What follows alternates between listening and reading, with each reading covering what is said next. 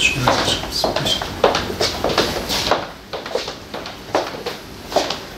olup sık sık görüşürüz. Evet, evet, aynen öyle. Arkadaşlar sizler de hoş geldiniz. Çalışmalarımız devam ediyor. Genel Başkanımız buradaydı. Evet, takip ettim onu. Genel Başkan 2 gün boyunca bir programı var. Yoğun bir programı var. Hani onu bitirdik. Yani sağlıklı bir şekilde. Baktığımızda gerçekten savaşın ne kadar zor olduğunu, ne kadar kötü olduğunu veya gerçekten çatışmanın ne kadar kötü olduğunu, dünya çapında yapılabilecek bir devlet savaşlarında gerçekten çok insanın canı yanacağını az çok müşahit olabildik. Yani bu manada Rabbim gerçekten ülkemizi bir savaştan esirgesin. Ciddi manada sorun ve sıkıntı teşkil ediyor. Allah-u Teala ülkemizi muhafaza etsin inşallah. Amin. Öyle ve faydalarına Allah rahmet etsin inşallah. Yani bizim amacımız ya kuklayla değil, kuklacıyla uğraşmak yani. Çok şükür. Yani koşturuyoruz. Siyaset zor bir meslek yani. Hem uzun soluklu hem de zor. Emek istiyor, sabır istiyor. Bu krizler biraz daha şiddetlenecek. Yani bir çözüm üretilmesi lazım iktidar tarafından. Biz hep bundan yanayız yani çözümden yanayız. İşte bu muhalefet bu iktidar gitsin, yerine kim gelirse gelsin anlayışla bir siyaset yapmıyoruz Yeniden Refah Partisi olarak. Evet, bu iktidar değişmeli. Buna inanıyoruz. Ama değişirken şöyle bir şey, sistemin değişmesi lazım. Yani güzergahın değişmesi lazım. Yoksa işte iktidar değiştirin, koltuğa işte başka bir şoför oturttuğunuz zaman yine istikamet aynı. Yani hiçbir şey değişmeyecek. Sadece şoförü değiştirmiş olacaksınız. Amacımız işte o istikameti değiştirmek, yani sistemi değiştirebilmek. Gazeteciler diyor ki işte yeni kurulan partilerden bahsediliyor. Şimdi Hüdapar yeni kurulan bir parti değil ama adı hiç geçmiyor işte. 81 ilde ben biliyorum ki teşkilatlarınız hazır.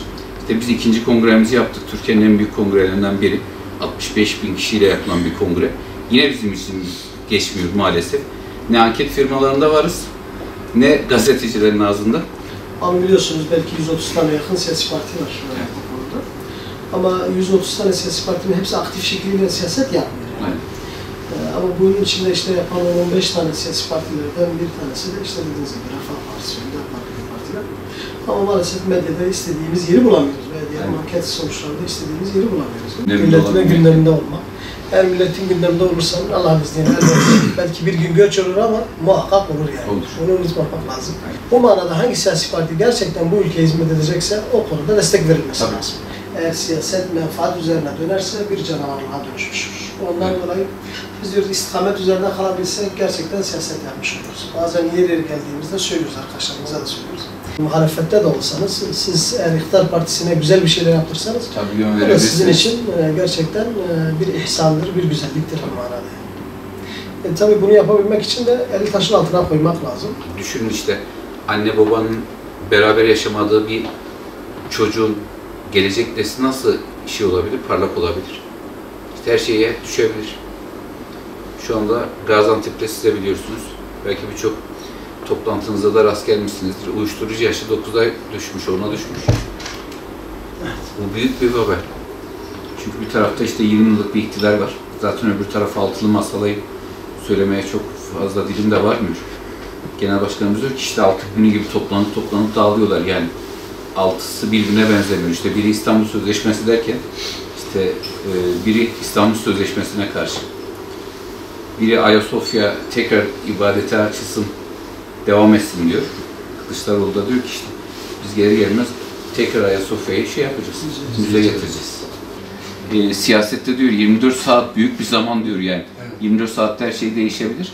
Ama ben şuna inanıyorum, evet 24 saat büyük bir zaman, her şey değişebilir ama önemli olan o oyunun kuralını siz koyuyorsanız yani o siyasette 24 saatin çok bir önemi yok. Her ne kadar iktidarda da ve muhalefette de yer alsam, bu arada hizmet düşünceli olduğumuz müddetçe inşallah hayırlara vesile olur. İnşallah. Yani diyor biz başka kulvarlarda evet yürümüş olabiliriz ama önemli olan gerçekten burada asıl olan Müslümanların ve gerçekten burada menfaatleri nelerdir ona bakmak lazım. Onu daha çok ön plana tutmak lazım. Yani bugün örnek veriyorum siyasi partiler iktidar olurlar, bırakırlar, bir daha gelirler, bir daha giderler. Ama asıl olan gerçekten özellikle Müslümanların hak ve hukuklarının korunması açısından ona dikkat etmek lazım. Daha doğrusu adaletin, insanlığın hak ve hukuk korunması açısından bu çok önemli. Yani. Önemli olan istikametteki o ana nüansların beraber ortak hareket edilmesi. Hani bizim siyaset anlayışımızda ne var? Diyor ki halka hizmet, hakka hizmet anlayışıyla siyaset yapıyoruz. Dediğiniz gibi bu manada çok doğru söylüyorsunuz yani. Önemli olan iktidar olmak değil, önemli olan muhalefet de olsa istikamet üzerine olabilmek. Biz burayı ailemiz gibi görüyoruz, kendi evimiz gibi görüyoruz. Allah hepinizden razı olsun yani bize o sıcaklığı veriyorsunuz. Önceden de böyleydi zaten. Hüdapar'la ilgili ilişkilerimiz bizim hep bu manadaydı.